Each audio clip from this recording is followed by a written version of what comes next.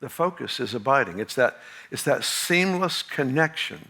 It's the continuous awareness of the presence of the Holy Spirit upon our lives. Consciousness of God is not a mental effort. It is a heart effort. It's not a mental exercise, it's a heart exercise. It's literally a place of yielding, of surrender, of acknowledgement. And our mind follows behind and gains understanding and matures. But it begins here in the heart of hearts in absolute surrender. That's what worship is. The farther you go, the less you can take with you. In this place of consciousness of God, if you can imagine being attached, everything you do in life is because you're actually attached here. Everything comes from, if you can, from the vine.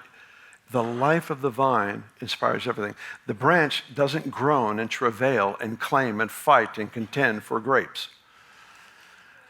You don't walk through a vineyard and hear the vine going, I claim grapes, I declare grapes, I confess grapes, I confess the promises of God, no weapon formed against me will prosper, I am going to bear grapes, it is my nature to, you just don't hear any of that, because if you just stay connected, grapes are natural. Right? There's some fruits in our lives that are not the result of effort, they're actually the result of connection.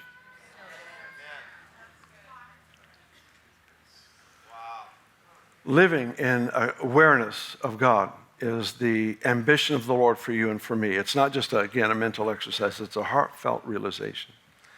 Let's say some extremely wealthy person were to come to you and they say, I have an assignment for you. If you can do this assignment for 30 days, at the end of 30 days, I will give you $1 million. How many of you would want to know what the assignment is? Count me in. I'm there. And so he then says, all right, the assignment is, I want you to take this ring. It's worth $10 million. And I want you to put it in your pocket. I want you to keep it in your pocket 24/7 for 30 days. If you lose it, you have to repay. If you keep it for 30 days, I will give you $1 million. How many of you would take the risk? Count me in. I'm there.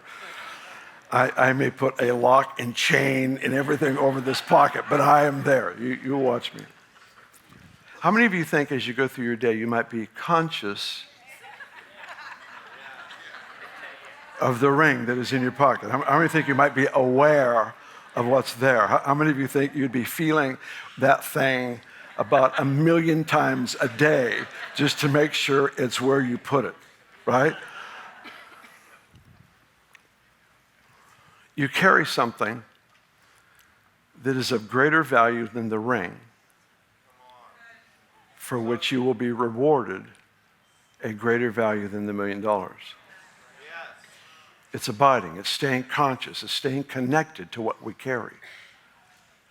It's not a great exercise in faith in the sense that we have to somehow try to work to imagine this and imagine that. All we have to do is turn our affection to him and he reveals himself.